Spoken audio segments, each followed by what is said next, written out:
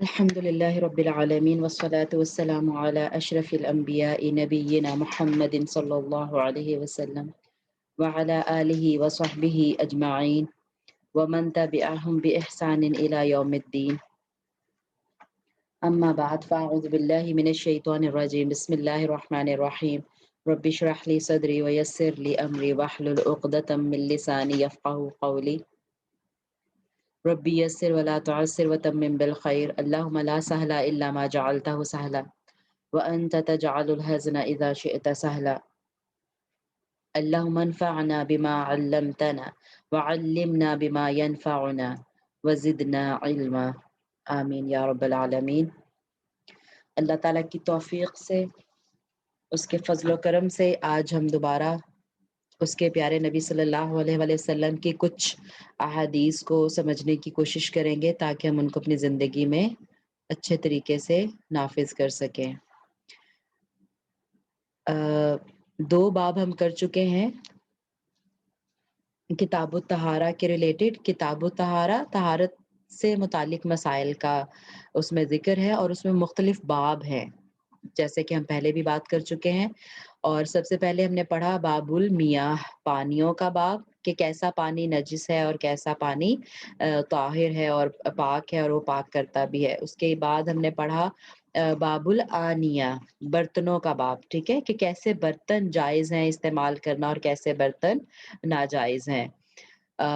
اور آج تیسرا باب الحمدللہ ہم شروع کر رہے ہیں، بابو ازالت النجاستی و بیانہا۔ بابو ازالت النجاستی، نجاستوں کو زائل کرنے کا باب، یعنی نجاستوں کو دور کرنے کا، زائل کرنے کا مطلب دور کرنا، نجاستوں کو دور کرنے کا باب۔ وہ بیانہا، اور ان کا بیان کرنا کیا ہوتا ہے؟ کسی چیز کو تفصیل سے بتانا، ٹھیک ہے۔ تو اسی لیے اس کا کیا مطلب ہو گیا کہ نجاست کی تفصیل، بیانی ہا کی ضمیر نجاست کی طرف جا رہی ہے، نجاست کی تفصیل اور اسے دور کرنے کا باب، ٹھیک ہے۔ تو یہ کیونکہ ظاہر طہارت اور نجاست یہ اپوزٹ ہے، تو کتاب الطہارہ میں ہم نجاست کو بھی پڑھیں گے ڈیٹیل سے۔ تو باب کو شروع کرنے سے پہلے میں چاہوں گی کہ ہم نجاست کی ڈیفینیشن دیکھ لیں، ٹھیک ہے۔ نجاست کس کو کہتے ہیں؟ جو علماء نے اس کی ایک جنرل سی تعریف کی ہے وہ یہ ہے، کل عین یجب التطہر منہا۔ کل عین یعنی ہر وہ چیز، عین یا نون، عین چیز کو کہتے ہیں، ٹھیک ہے۔ قرآن پاک میں تو یہ لفظ نہیں استعمال ہوا لیکن حدیث میں آپ کو یہ نظر آئے گا۔ تو عین آنکھ بھی ہوتی ہے، آلریڈی اس کے دو معنی ہیں، اس طرح سے جو عین لکھا جاتا ہے نا، ٹھیک ہے، اس کے معنی آنکھ کے بھی ہیں، اس کے معنی چشمے کے بھی ہیں، اور اس کے معنی چیز کے بھی ہیں، ٹھیک ہے۔ تو کل عین ہر وہ چیز، یجب واجب ہے، تطہر منہا اس سے پاکیزگی حاصل کرنا، ہر وہ چیز جس سے پاکی حاصل کرنا واجب ہے وہ نجاست ہے، ٹھیک ہے، کیونکہ نجاست اور پاکیزگی، طہارت، یہ دونوں اپوزٹ ہیں۔ تو طہارت اسلام کا حصہ ہے، طہارت عبادت کے لیے ضروری ہے، تو اس ہر وہ چیز جس سے طہارت حاصل کرنا ضروری ہے، واجب ہے، وہ نجاست ہے۔ یہ اس کی ڈیفینیشن ہو گئی۔ اچھا، یعنی اس کا یہ بھی مطلب ہوگا کہ اگر وہ چیز، ہر وہ چیز جس سے پاکی حاصل کرنا ضروری ہے، وہ چیز اگر کپڑوں پہ لگی ہو یا جسم پہ لگی ہو تو اس کا کیا حکم ہے اور اس کو کیسے پاک کرنا ہے، یہ ہم اس باب میں انشاءاللہ دیکھیں گے۔ اچھا، ایک اور چیز کہ کیا پاکی حاصل کرنے کے لیے یا نجاست کو دور کرنے کے لیے کیا نیت ضروری ہے یا نہیں؟ تو اس کا جواب ہے کہ نیت ضروری نہیں ہے، کیونکہ یہ عبادت نہیں ہے۔ نجاست سے پاکی حاصل کرنا یہ طہارت کے باب میں سے ہے، عبادت کے باب میں سے نہیں ہے۔ ہر وہ چیز جو عبادت ہے اس کے لیے نیت ضروری ہے، ٹھیک ہے۔ اور اس کو کیوں یہ ذکر کرنا ضروری ہے؟ فار ایگزامپل کیونکہ کپڑا ہے، ٹھیک ہے، اس پہ نجاست لگی ہوئی ہے اور اس پہ کہیں سے بھی پانی لگ کے وہ بارش کے پانی سے اچھا سا وہ دھل گیا، صاف ہو گیا، تو لیکن اس کی نیت تو کسی کی نہیں تھی، اس نے اس نیت سے تو نہیں رکھا ہوا تھا کہ اس کو پاک کیا جائے، لیکن اگر وہ بارش کے پانی سے صاف ہو چکا ہے تو وہ پاک ہو گیا، یہ مطلب ہے کہ اس کی نیت ضروری نہیں ہے، ٹھیک ہے؟ ویسے ظاہر ہے انسان اگر اپنا جسم یا کپڑا وہ پاک کرتے ہوئے وہ نیت کرتا ہے تو وہ الگ ہے، لیکن اگر ویسے بھی کسی اور ذریعے سے پانی وغیرہ سے وہ نجاست دھل جائے تو وہ پاک ہو جاتی ہے، یہ مراد ہے بتانا کہ اس کے لیے نیت شرط نہیں ہے، ٹھیک ہے؟ اچھا چلیں اب میرا خیال ہے چلتے ہیں ہم اپنی احادیث کی طرف۔ پہلی حدیث ہے بسم اللہ الرحمن الرحیم عن انس بن مالک رضی اللہ عنہ، انس بن مالک رضی اللہ عنہ سے روایت ہے، قال فرمایا، سئل سوال کیا گیا رسول اللہ صلی اللہ علیہ وسلم، رسول اللہ صلی اللہ علیہ وآلہ وسلم سے سوال کیا گیا عن الخمر، شراب کے بارے میں، رسول اللہ صلی اللہ علیہ وسلم سے شراب کے بارے میں سوال کیا گیا، تتخذو لیا جانا خلن سرکہ، قال فرمایا یعنی رسول اللہ صلی اللہ علیہ وسلم نے فرمایا لا نہیں، ٹھیک ہے؟ تو با محاورہ ترجمہ کیسے بنے گا کہ رسول اللہ صلی اللہ علیہ وآلہ وسلم سے شراب سے سرکہ لیے جانے کے بارے میں سوال کیا گیا، یعنی شراب سے سرکہ بنانے کے بارے میں دریافت کیا گیا، پوچھا گیا، تو آپ صلی اللہ علیہ وآلہ وسلم نے اس سے منع فرمایا، آپ نے کہا نہیں جائز نہیں ہے، ٹھیک ہے؟ اسے ترمذی اخرجہ مسلم و ترمذی، اسے مسلم اور ترمذی نے نکالا ہے، یعنی روایت یعنی انہوں نے اپنی بکس میں اس کو درج کیا ہے۔ وقال حدیث حسن، اور کہا کہ یہ حدیث حسن ہے، ٹھیک ہے؟ اور اسے صحیح قرار دیا، ٹھیک تو اچھا سب سے پہلے حدیث کے راوی کے بارے میں بات کر لیتے ہیں، کون ہے حدیث کے راوی؟ انس ابن مالک رضی اللہ عنہ، تو ان کے بارے میں پہلے بھی گزر چکا ہے لیکن میں چاہتی ہوں کہ ہم اس کو ریوائز کر لیں تاکہ جب تک ہم انشاءاللہ کتاب ختم کریں گے تو ہمیں جو راوی ہیں، جو صحابہ کرام ہیں جن سے ہمیں دین مل رہا ہے، ان کے بارے میں ہمیں یعنی بار بار ریویژن سے ہمیں انشاءاللہ چیزیں یاد رہ جائیں گی۔ تو حضرت انس بن مالک رضی اللہ تعالیٰ عنہ کے بارے میں ہم نے پڑھا تھا کہ ان کی کنیت ابو حمزہ تھی، ٹھیک ہے؟ کنیت ابو حمزہ تھی، ہجرت سے 10 سال پہلے مدینہ میں پیدا ہوئے تھے یہ، اور ان کی جب 10 سال پہلے پیدا ہوئے تو جب رسول اللہ صلی اللہ علیہ وسلم ہجرت کر کے مدینہ آئے تو گویا ان کی عمر کتنی تھی؟ 10 سال کے بچے تھے یہ، اور ان کی والدہ ام سلیم نام ہے ان کا، انہوں نے حضرت انس کو لا کے رسول اللہ صلی اللہ علیہ وسلم کی خدمت میں دے دیا، ٹھیک ہے کہ یہ بچہ آپ قبول کیجئے اپنی خدمت کے لیے۔ تو تب سے رسول اللہ صلی اللہ علیہ وسلم کی وفات تک 10 سال انہوں نے رسول اللہ صلی اللہ علیہ وسلم کی خدمت کی، اور آپ اندازہ کریں کہ اب وہ کتنے اہم سال ہوتے ہیں نا، 11 12 13، اور پھر 13 سے وہ ٹین ایج جو شروع ہو جاتی ہے، تو وہ اپنی پوری ٹین ایج جو تھی انہوں نے حضرت انس رضی اللہ تعالیٰ عنہ نے رسول اللہ صلی اللہ علیہ وسلم کے ساتھ گزاری، سبحان اللہ، تو کتنا ان کو سیکھنے کا موقع ان سے ملا۔ تو 10 سال انہوں نے خدمت کی رسول اللہ صلی اللہ علیہ وسلم کی، اور خزرج کے قبیلہ نجار سے ان کا تعلق تھا، اس وجہ سے انہیں نجاری اور خزرجی بھی کہتے تھے۔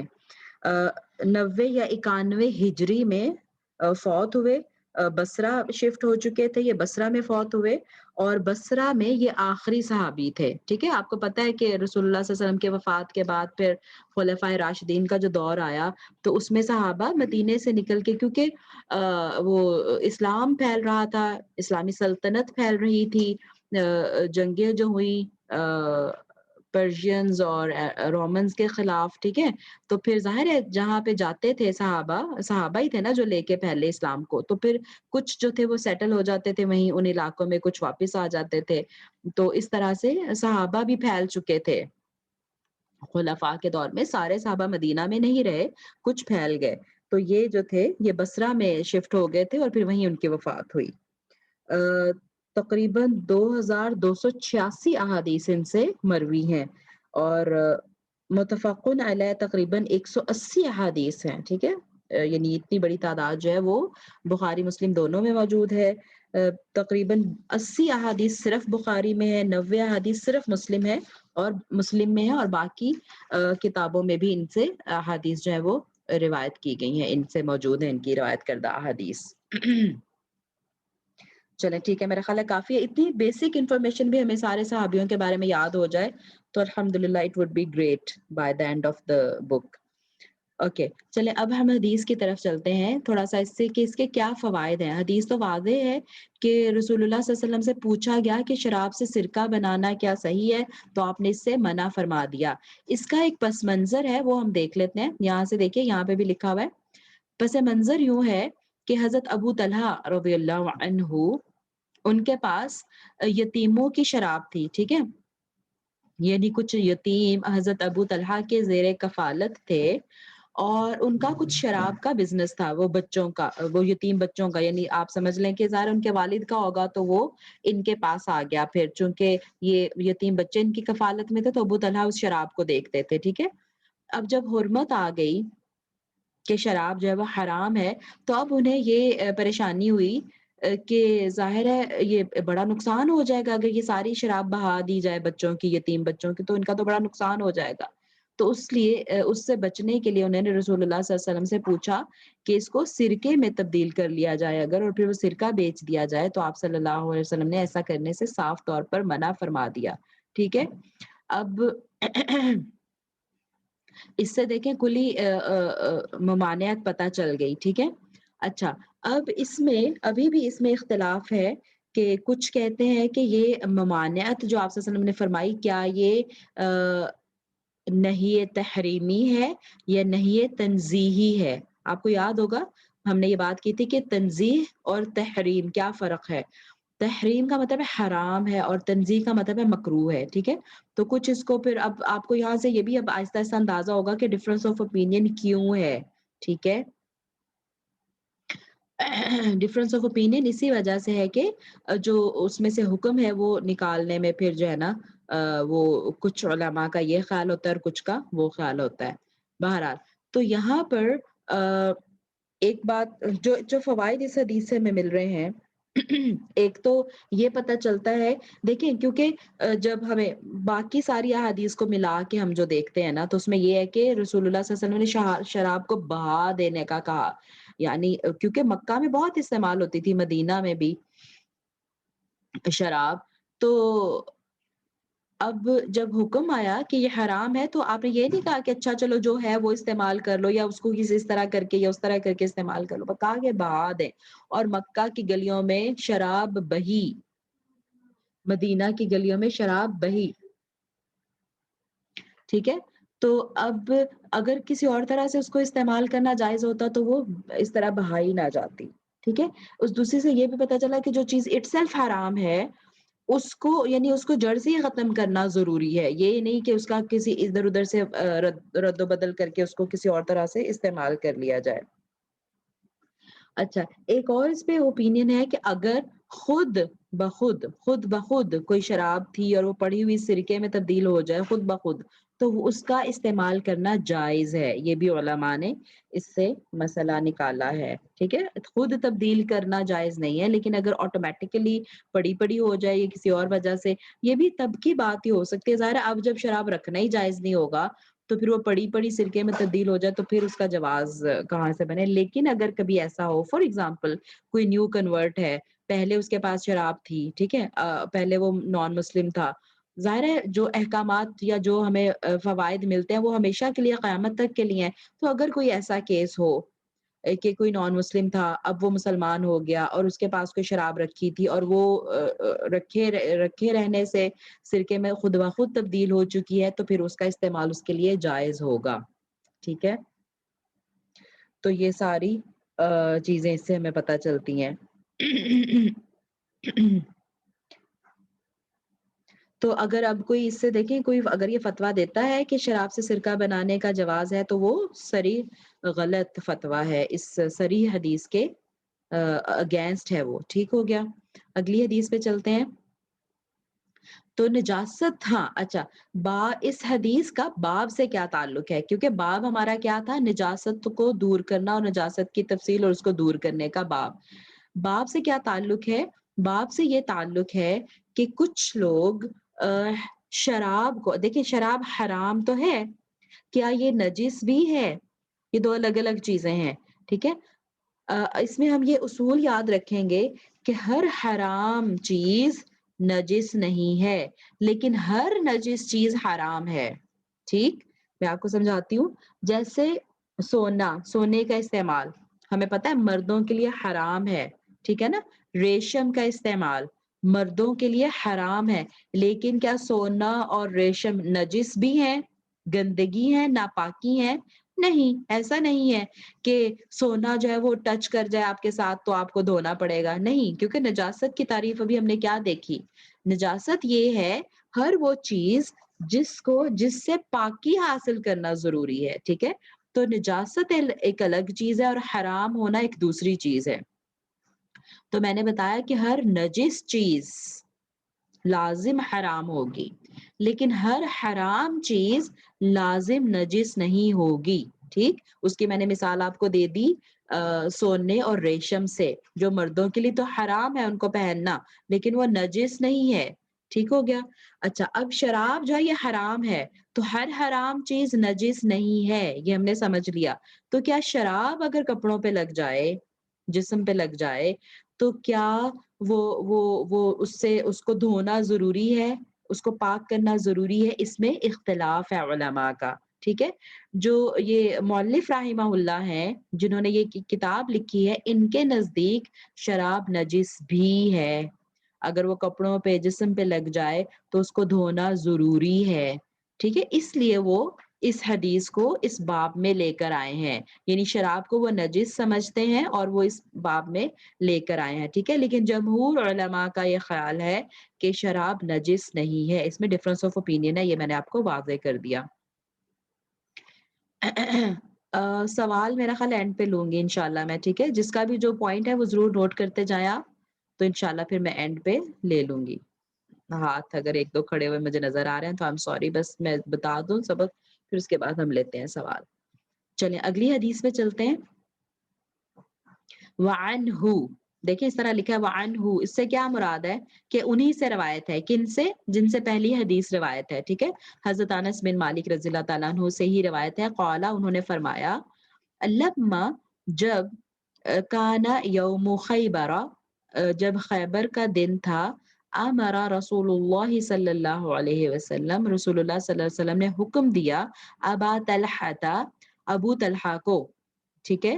یہ میں نے شاید آپ کو بتایا تھا نا کہ ہم ابو طلحہ ہی بولتے ہیں، دیکھیں ترجمے میں ابو طلحہ ہی لکھا ہوا ہے، لیکن یہاں پہ ابا طلحہ ہے، تو ابا طلحہ کیوں ہے؟ یہ عربی گرامر کے حساب سے حالت نصب میں ہے، کیونکہ رسول اللہ صلی اللہ علیہ وسلم نے ان کو حکم دیا، تو یعنی یہ مفعول ہے، ان کو حکم دیا، ٹھیک ہے؟ تو ابا طلحہ گرامر کے حساب سے آئے، لیکن اردو میں چونکہ ہمارے یہ گرامر کے رول نہیں چلتے تو ابو طلحہ ہی ہم ترجمہ کرتے ہیں۔ رسول اللہ صلی اللہ علیہ وسلم نے ابو طلحہ کو حکم دیا، فنادا، تو انہوں نے آواز لگائی، انہوں نے ندا لگائی، یعنی ابو طلحہ نے آواز لگائی، اور رسول اللہ صلی اللہ علیہ وسلم نے ان کو یہی حکم دیا ہوگا نا کہ ذرا اناؤنس کر دو، منادی کر دو، تو پھر اس پہ انہوں نے آواز لگائی، کیا آواز لگائی؟ ان اللہ ورسولہ، کہ بے شک رسول اللہ اور اس کے رسول صلی اللہ علیہ وسلم نے، ینہیانیکم، ینہیانی تثنیہ کا صیغہ ہے، دونوں نے منع کیا ہے، کم تم کو، دونوں تم سب کو منع کرتے ہیں، عن سے، لحوم الحمری، حمر گدھوں کے، لحوم گوشت، حمر بھی حمار کی جمع ہے، ٹھیک ہے؟ حمار کی جمع ہے حمر، اور لحم کی جمع ہے لحوم، تو اہلیہ، اہلیتی، اہل کس کو کہتے ہیں؟ ہے نا، اہل گھر والوں کو کہتے ہیں نا، یعنی اہل خانہ، گھر والے، تو اہل والے، تو یعنی گھر سے مراد ہے، گھریلو گدھے، یہ مراد ہو گیا، ٹھیک ہے؟ گھریلو گدھوں کے گوشت سے منع کیا ہے تمہیں، منع کرتے ہیں تمہیں اللہ اور اس کے رسول صلی اللہ علیہ وسلم، فإنہا رجس، پس بے شک وہ ناپاک ہیں، رجس ہیں، ٹھیک ہے؟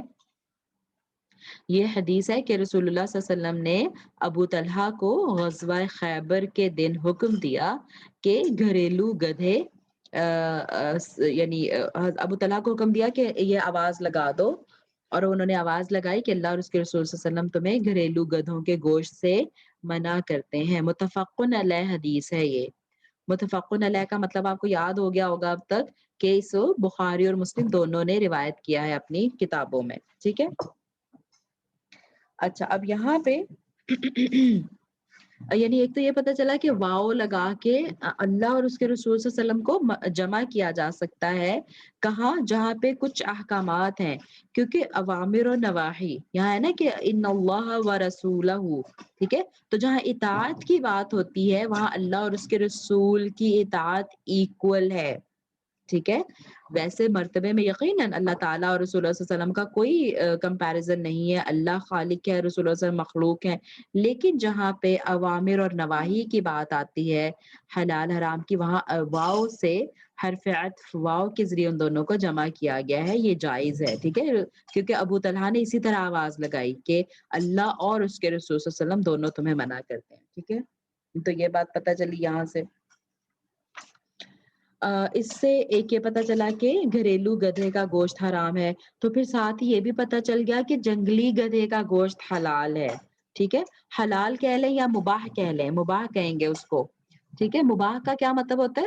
جو میں نے آپ کو حلال اور حرام کی کیٹیگریز بتائی تھی شروع میں، اس میں نے کہا تھا کہ حلال اور حرام تو ہم سب کو پتہ ہوتا ہے، لیکن بیچ میں کچھ اور کیٹیگریز بھی ہوتی ہیں، 3 اور کیٹیگریز ہوتی ہیں، ٹھیک ہے۔ ایک ہوتا ہے مباح، ایک ہوتا ہے مستحب اور ایک ہوتا ہے مکروہ۔ تو حلال کے نیچے یا فرض کے نیچے مستحب ہے جو اپریشیٹڈ ہوتی ہے، یعنی ضرور کریں، ٹھیک ہے، پسندیدہ چیز کہ اگر کچھ رسول اللہ صلی اللہ علیہ وسلم کو پسندیدہ ہے تو وہ مستحب میں آ جائے گا۔ اس کے بعد ہوتی ہے مباح کیٹیگری۔ مباح کا مطلب ہوتا ہے الاؤڈ، ٹھیک ہے، مباح اس طرح سے لکھتے ہیں، مباح الاؤڈ یعنی اجازت ہے اس کی، اگر آپ کریں گے اسپیشلی اس کو تو کوئی ایکسٹرا ثواب نہیں ملے گا آپ کو، اگر آپ نہیں کریں گے تو گناہ نہیں ملے گا، مباح ہے، الاؤڈ ہے، اور اگر آپ اردو کی کتابیں پڑھیں گے تو آپ کو نظر آئے گا یہ اباحت کے لیے ہے، ٹھیک ہے، اباحت کے لیے یعنی کسی چیز کو جائز قرار دینے کے لیے، ٹھیک ہے۔ اچھا بہرحال تو مباح یعنی گھوڑے کا گوشت جیسے مباح ہے، اس طرح جنگلی گدھے کا گوشت مباح ہوگا، یعنی ٹھیک ہے ضرورت کے وقت آپ اس کو یوز کر سکتے ہیں، لیکن حلال وہ ہے جس کو باقاعدہ یعنی یعنی آپ صلی اللہ علیہ وسلم نے خود بھی کیا، بکری ہو گئی، گائے ہو گئی، اونٹ ہو گیا، ٹھیک ہے، تو ان کا گوشت یعنی حلال ہے، ذکر قرآن میں آ گیا بائی نیم ان کا، اور کوئی اگر اسپیشلی ان کیٹیگریز میں سے کوئی پسندیدہ ہو تو وہ مستحب ہو جائے گی، مباح ہو تو وہ ضرورت کے تحت حلال ہوگی، یہ مطلب ہے اس کا، ضرورت کے وقت یعنی جائز ہوگی، ٹھیک ہے۔ اچھا تو یہ بھی پتہ چلا کہ جب اسپیشلی گھریلو گدھے کا گوشت حرام کہہ دیا تو یہ پتہ چلا کہ جنگلی گدھے کا گوشت مباح ہے، جائز ہے۔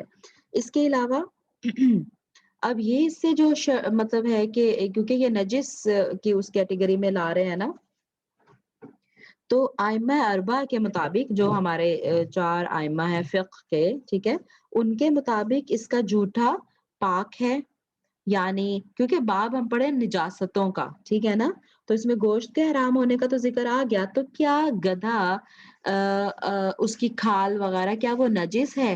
گدھا ٹچ کر جائے تو کیا وہ نجس ہو جاتا ہے؟ رائٹ، یہ ساری چیزیں ہم اس میں دیکھیں گے۔ تو جمہور علماء کے نزدیک ایسا نہیں ہے، ٹھیک ہے۔ یہاں میں آپ کو دکھاتی ہوں، دیکھیں نیچے لکھا ہوا ہے حاصل کلام جو لکھا ہوا ہے، گدھے کا گوشت تو بالاتفاق حرام ہے، ٹھیک ہے، صرف ابن عباس رضی اللہ تعالیٰ عنہ اسے جائز سمجھتے ہیں، گدھے کا جھوٹا ائمہ اربعہ کے نزدیک پاک ہے، یعنی گوشت اس کا حرام ہے لیکن اس کا جھوٹا یا اس کی کھال یا اس کی جو باقی اگر مطلب جیسے ٹچ کر جائے تو کیا کسی برتن میں منہ ڈال دے تو کیا اس طرح سے ہے جس طرح کتے کا ہے، تو یہ ان کے نزدیک پاک ہے، ٹھیک ہے۔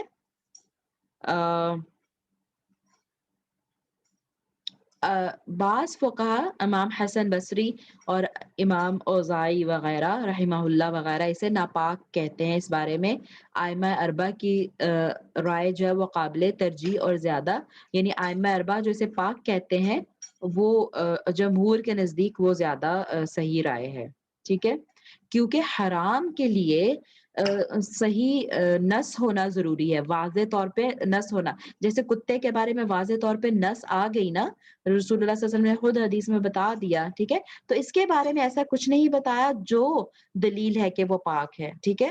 کیونکہ پاک کی کیٹیگری زیادہ بڑی ہے شریعت میں، ناپاک کی اور یا حرام کی کیٹیگری لمیٹڈ ہے، ٹھیک ہے؟ تو اس سے وہ کیونکہ کوئی نس نہیں ہے اس کے حرام ہونے میں، اس لیے اس کو جو جمہور علماء ہے وہ سمجھتے ہیں کہ وہ پاک ہے، ٹھیک ہو گیا؟ گوشت تو جو ہے وہ حرام ہے، جیسے بلی ہے، ٹھیک ہے؟ بلی کا بھی گوشت تو حرام ہے، ظاہر ہے ہم کھا تو نہیں سکتے اس کو حلال کر کے، ذبح کر کے، لیکن اس کا جوٹھا جو ہے وہ پاک ہے، رائٹ؟ تو اس طرح سے اس کے بھی جوٹھے کو پاک کہتے ہیں کچھ، بلکہ سارے جو فقہی امام ہے نا، ائمہ اربعہ، وہ سب اس کو پاک کہتے ہیں، ٹھیک ہو گیا؟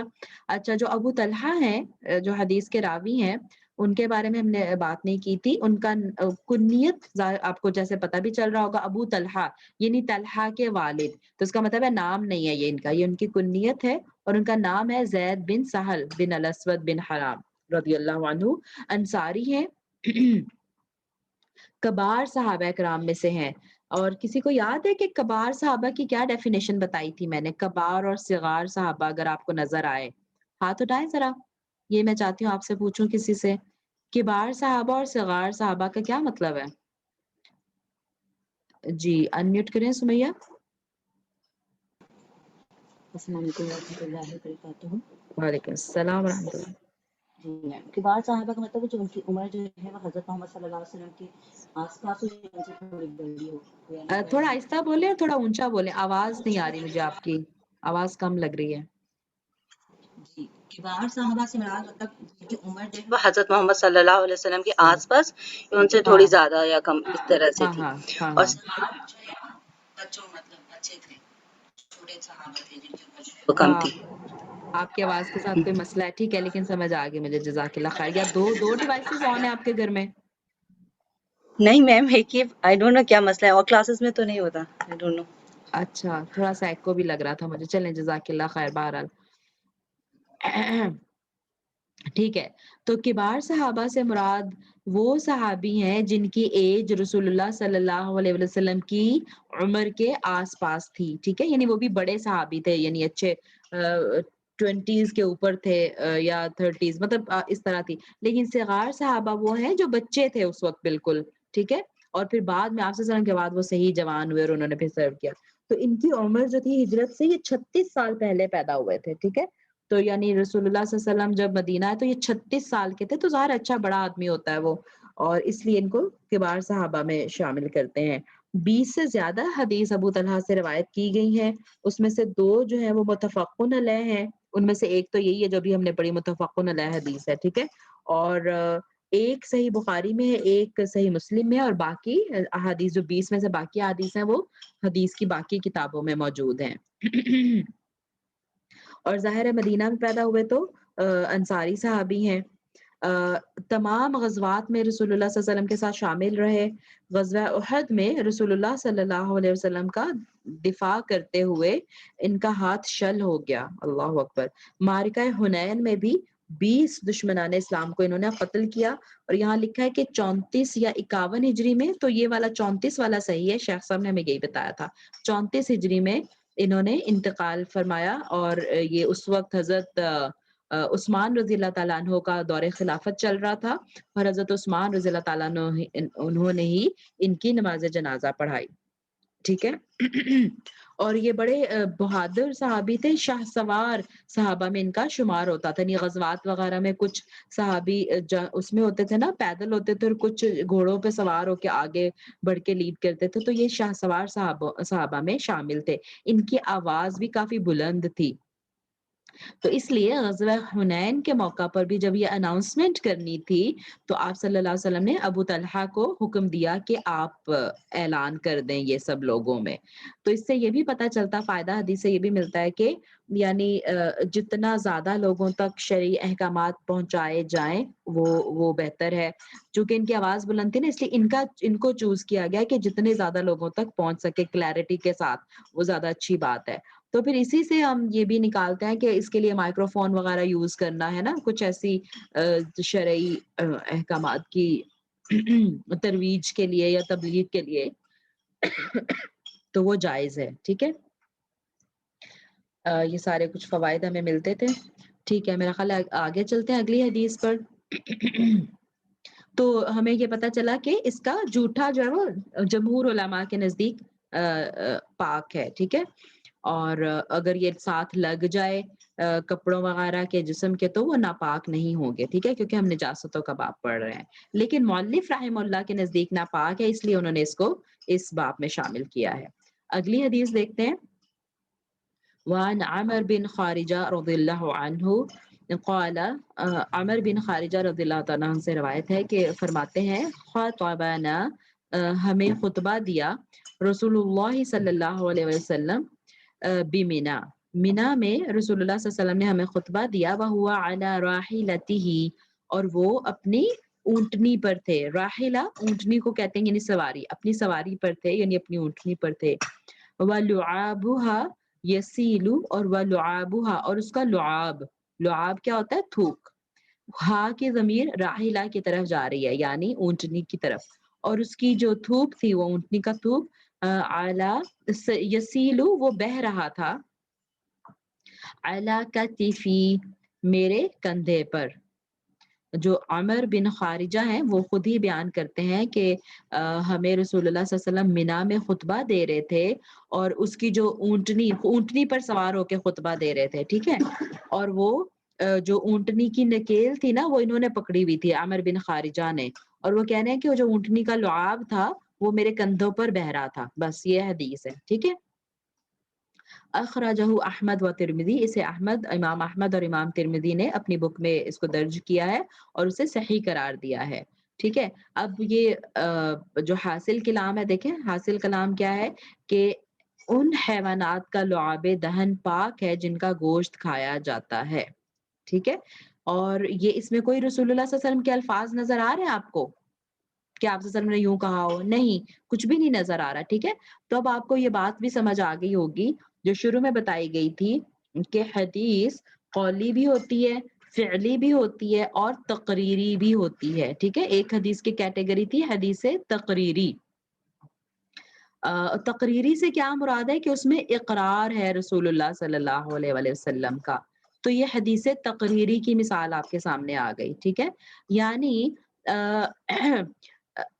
وہ اونٹنی کا تھوک پاک ہے، اس پہ رسول اللہ صلی اللہ علیہ وسلم خاموش رہے نا، آپ صلی اللہ علیہ وسلم دیکھ رہے تھے کہ وہ ان کے کندھوں پہ پڑ رہا ہے، تو آپ نے ان کو منع نہیں کیا کہ سائڈ پہ ہٹ جاؤ یا تھوک سے بچاؤ اپنے آپ کو کہ یہ ناپاک ہے نا۔ آپ صلی اللہ علیہ وسلم خاموش تھے، اس کا مطلب ہے کہ وہ پاک ہے۔ اگر ناپاک ہوتا تو آپ ضرور منع کر دیتے ان کو، یا ان کو نصیحت کرتے کہ اس کو بعد میں دھو لو، ایسا کچھ بھی نہیں ہوا، تو اس کا مطلب ہے کہ وہ پاک ہے۔ اس حدیث کو حدیث تقریری کہتے ہیں کہ آپ صلی اللہ علیہ وسلم کے سامنے کچھ ہوا اور آپ نے اس سے منع نہیں کیا۔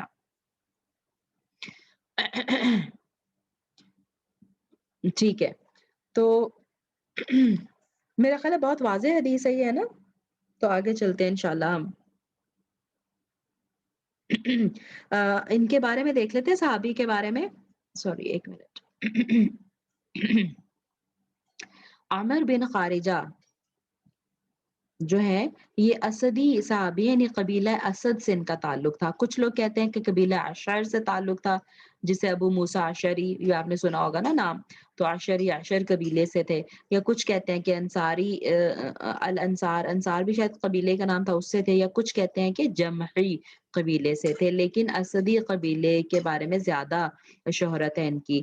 اور ظاہر ہے کہ انصاری صحابی تھے، ابو سفیان کے حلیف تھے، ابو سفیان رضی اللہ عنہ جو تھے ان کے حلیف تھے، اور مشہور صحابی ہیں، اور شام میں انہوں نے سکونت اختیار کر لی، جیسے ابھی ہم پڑھ رہے تھے نا ان کے بارے میں، ابو طلحہ کے بارے میں، کہ انہوں نے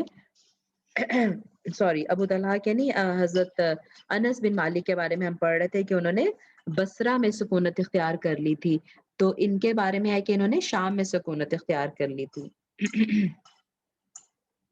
چلے ٹھیک ہے، اگلی حدیث کی طرف چلتے ہیں۔ عن عائشہ رضی اللہ عنہ قالت عائشہ رضی اللہ تعالیٰ عنہا سے روایت ہے، قالت انہوں نے فرمایا، کان رسول اللہ صلی اللہ علیہ وآلہ وسلم، رسول اللہ صلی اللہ علیہ وسلم. اچھا دیکھیں جب کانا آتا ہے نا شروع میں اور آگے فعل مضارع آتا ہے یغسلو دھویا کرتے تھے، تو پھر نا وہ اس میں کرتے تھے کے معنی آتے ہیں، یعنی استمراری کے معنی پائے جاتے ہیں. یعنی خالی یغسلو ہو تو وہ خالی پریزنٹ ٹینس ہوتا ہے، لیکن کانا پاسٹ ٹینس کے لیے آتا ہے، فعل ماضی ہے کانا. تو کانا اور یغسلو جب اس طرح سے آ جائے تو اس کا مطلب ہے کہ وہ ایسا کام ہوتا تھا، اس طرح کیا کرتے تھے، ایسے والا ترجمہ کرتے ہیں. اچھا، کان رسول اللہ صلی اللہ علیہ وسلم یغسلو، رسول اللہ صلی اللہ علیہ وسلم دھویا کرتے تھے المنیہ، منی کو، اور منیہ دیکھیں یا کیونکہ یہ وہ ہے نا مفعول ہے تو اس کا منی وہ یعنی یا کے ساتھ جو آتے ہیں نا ناؤنز، ٹھیک ہے، اسماء منقوصہ میں عربک والے اسٹوڈینٹس کو بھی ساتھ ساتھ تھوڑا سا وہ کر دوں تاکہ پکے ہمارے کانسیپٹس ہوتے جائیں. تو آپ کو پتہ ہے کہ اس کا منی یو نہیں ہوگا، منی یہ نہیں ہوگا، لیکن فتحہ ہوگا تو وہ ضرور ظاہر ہو جاتا ہے، ٹھیک ہے. تو یہ حالت نصب میں ہے تو فتحہ سے منی یا، ٹھیک ہے، منی کو دھویا کرتے تھے. ثم پھر یخرجو نکلتے الی الصلاۃ نماز کی طرف فی ذلک الثوب اسی کپڑے میں، وانا انظر اور میں دیکھتی، اور اسپیشلی جب انظر ہے نا تو اپنی آنکھوں سے دیکھتی، یعنی الی اثر الی اثر الغسل فیہ، اثر الغسل دھونے کے آثار، دھونے کے نشان، فیہ اس میں، بھی اس کپڑے میں، ہی کی ضمیر صوب کی طرف لوٹ رہی ہے، ٹھیک ہے.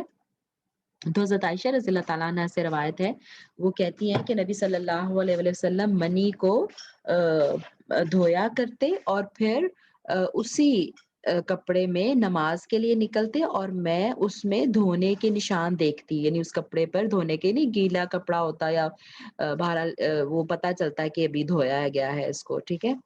اچھا، تو بخاری اور مسلم میں یہ حدیث ہے، تو اس کا کیا مطلب ہے؟ متفقن علیہ حدیث ہے یہ، ٹھیک ہو گیا.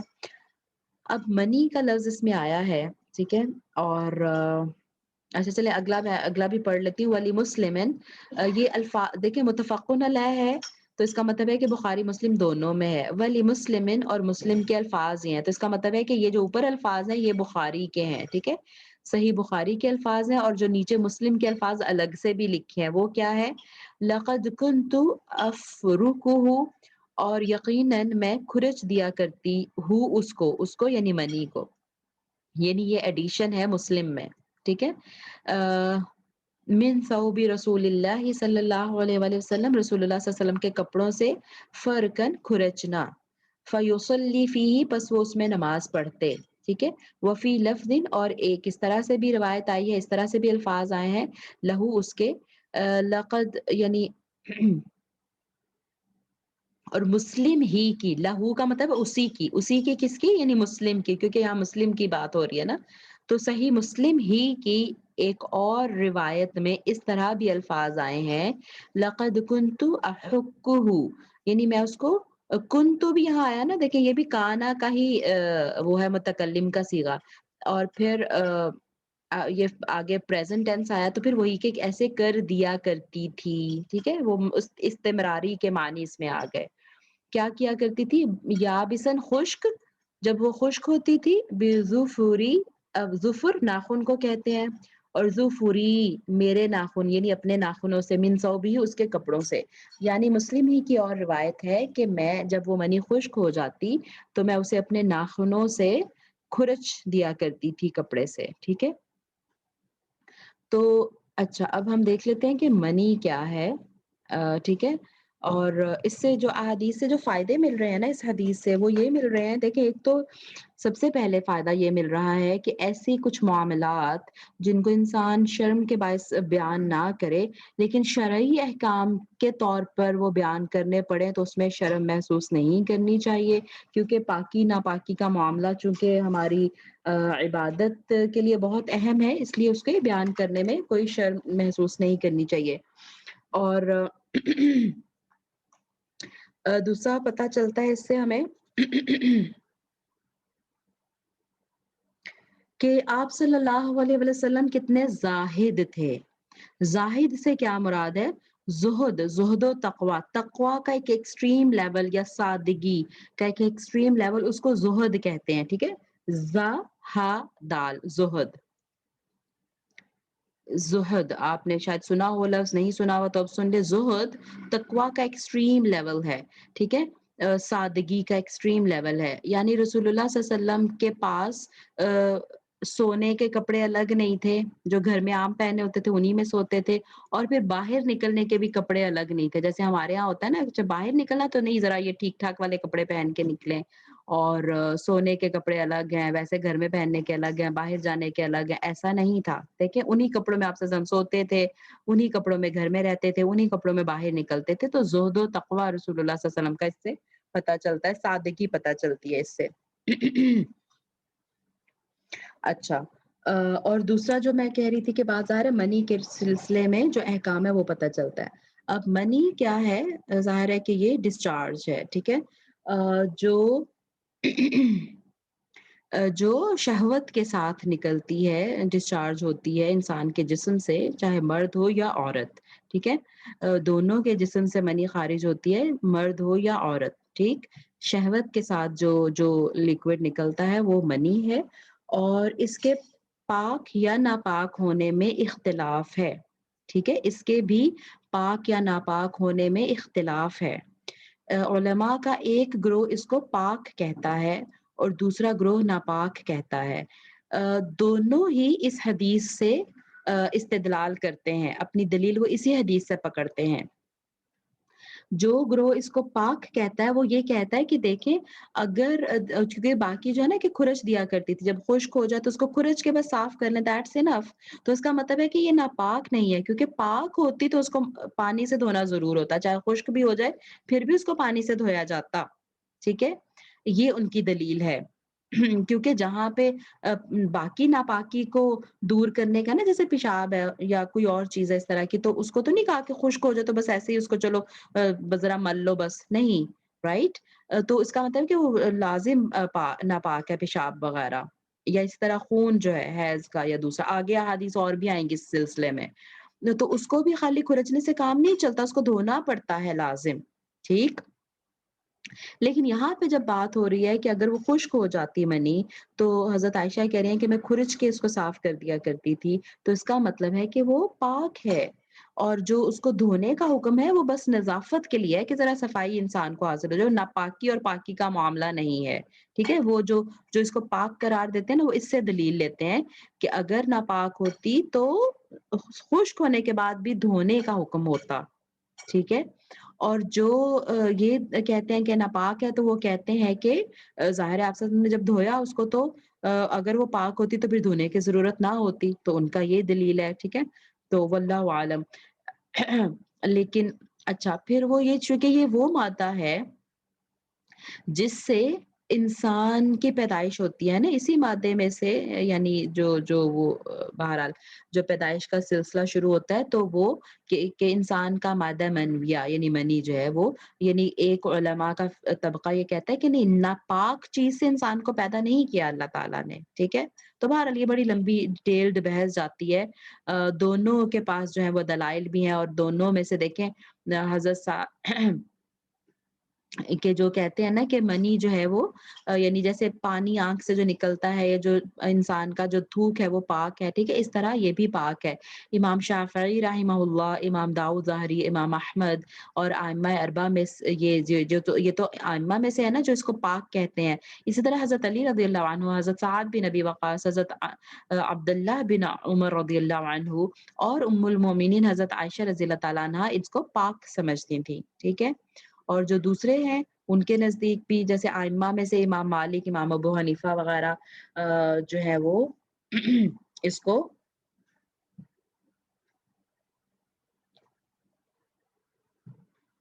ناپاک قرار دیتے ہیں، ٹھیک ہے؟ یہ منی خرچ دینے سے کپڑا پاک ہو جاتا، پانی سے دھونا ضروری نہیں. منی کو ہاں، یہ وہی ہے جو میں آپ کو بتا چکی ہوں پہلے، ٹھیک ہے؟ کہ وہ اس کو ناپاک سمجھتے ہیں، کیونکہ کہتے ہیں اگر پاک ہوتی تو پھر کھرچنے کی بھی ضرورت نہ ہوتی اور پھر دھونے کی بھی ضرورت نہ ہوتی، رائٹ؟ لیکن جو پاک کہتے ہیں وہ کہتے ہیں کہ نہیں، اگر ناپاک ہوتی تو پھر لازم دھویا جاتا، کھرچنا کافی نہ ہوتا، ٹھیک ہے؟ تو جمہور علماء کے نزدیک بھی پاک ہی ہے، رائٹ؟ پاک ہی ہے۔ بہرحال یعنی صفائی کے لیے دھو دیں آپ اس کو تو وہ یعنی بہتر ہے، ٹھیک ہے؟ اچھا آ، اور اس کے علاوہ یعنی جو غسل کا ہے ظاہر ہے چونکہ باب تو ہمارا نجاست کا ہے ویسے ظاہر ہے اگر جسم پہ لگی ہوئی ہو تو اس کو دھونا بہتر ہے اور ویسے منی خارج ہونے سے غسل واجب ہو جاتا ہے ٹھیک ہے پاک ہو یا ناپاک وہ الگ بات ہے لیکن غسل جو ہے وہ واجب ہو جاتا ہے ظاہر ہے اس کو صاف کر کے جسم سے صاف کر کے اس کو غسل کرنا ضروری ہے اور مزی اس کے منی کے ساتھ ایک اور لفظ جو استعمال ہوتا ہے وہ ہے مزی کا ٹھیک ہے میں یہاں پہ آپ کو لکھ کے بتا دیتی ہوں مزی اور یہ بھی ظاہر ڈسچارج ہے لیکن یہ شہوت کے ساتھ ہی ہے لیکن اس سے جو اس کا خروج ہے کیونکہ یہ اکثر ایسا مسئلہ ہے جو اکثر لوگ پوچھتے ہیں تو منی کا جو خروج ہے وہ شہوت کے ساتھ ہے اور یعنی جیسے یہ اچھلتا ہوا پانی ہے جس سے یعنی میں نے آپ کو بتایا کہ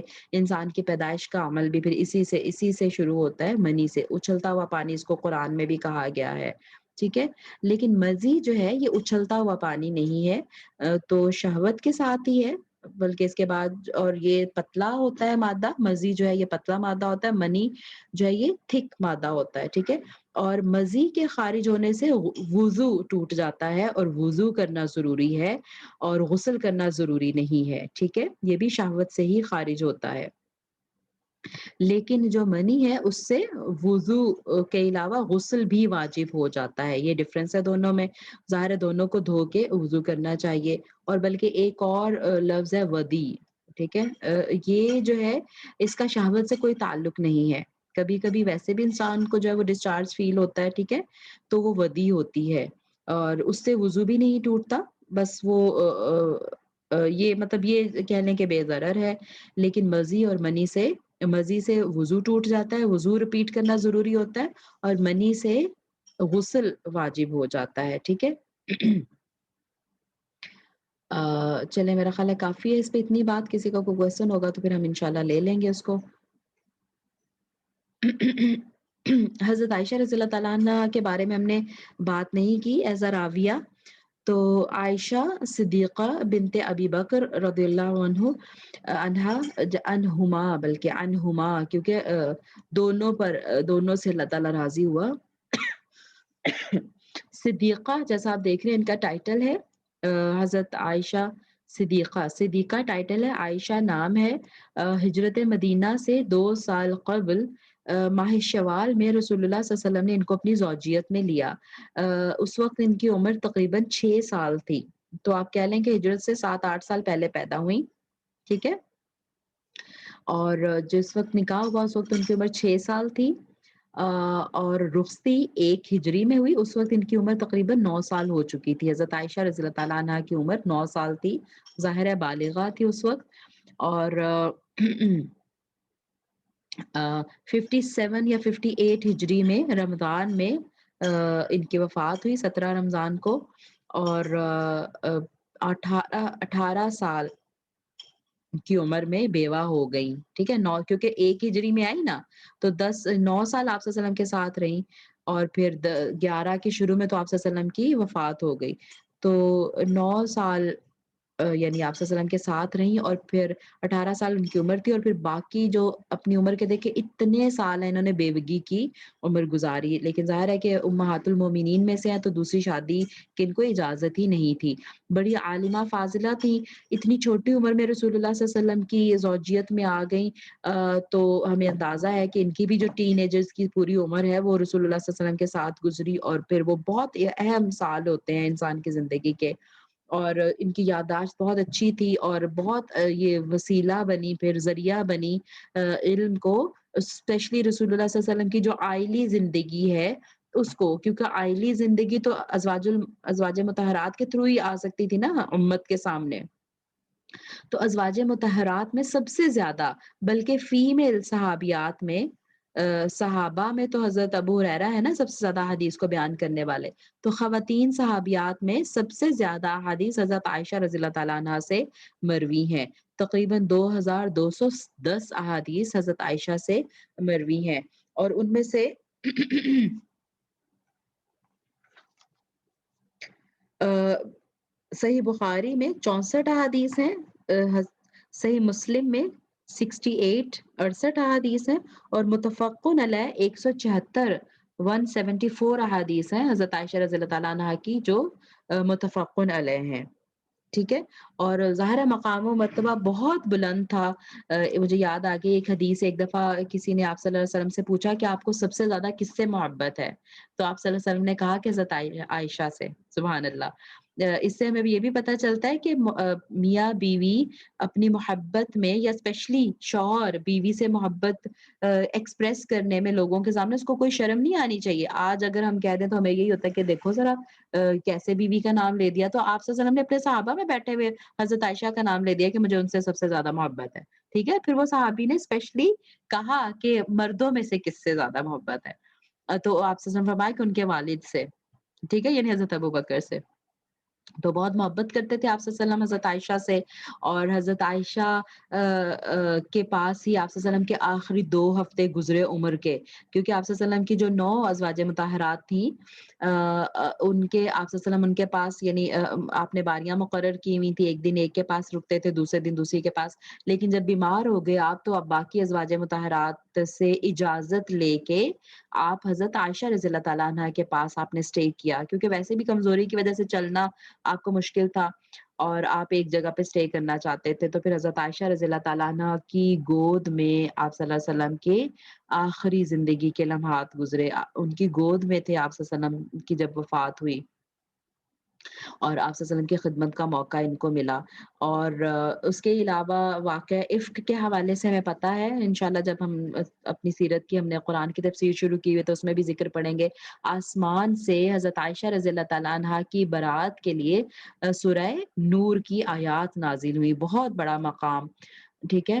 اور رسول اللہ صلی اللہ علیہ وسلم انہی کے حجرہ مبارک میں مدفون ہے۔ تو انشاءاللہ اگلی حدیث پھر ہم اگلی کلاس میں لیں گے، اتنا ہی کافی ہے کہ میرا گلا ابھی تک ساتھ دے رہا ہے، ایسا نہ ہو کہ بالکل ہی بند ہو جائے۔ چلیں یہیں پہ میں کلاس انشاءاللہ ختم کرتی ہوں، ریکارڈنگ کے بعد پھر میں آپ کے سوال جواب لے لیتی ہوں۔ سبحانک اللہم و بحمدک، نشہد ان لا الہ الا انت، نستغفرک و نتوب الیک، ربنا تقبل منا انک انت السمیع العلیم وتب علینا انک انت التواب الرحیم، آمین یا رب العالمین۔